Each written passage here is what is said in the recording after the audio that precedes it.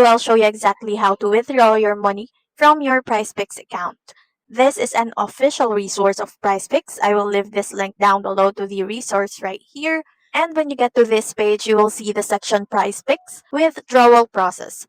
And here we can see after you meet your playthrough requirement, you can request a minimum withdrawal of $10. Now, what exactly is playthrough requirement? This is actually really crucial to understand. So the playthrough requirement means that, for example, if your initial deposit is $25, you must play through $25 worth of entries before withdrawing. So this means when you've deposited $50, for example, you will first need to play through your initial deposit. This is very important to keep in mind because otherwise your withdrawal request will fail. Now, after you've basically played through your initial deposit, you can request a withdrawal by clicking on this link. I'll also leave this resource down in the description as well. And then you can request a withdrawal to any bank account or any PayPal account, any debit card that you have previously used to deposit funds into your PrizePicks account. So you can only use the same debit card that you used to make your deposit for withdrawals. Now that's very, very, very important to keep in mind because otherwise you cannot just use some debit card and then use a different one for the withdrawals.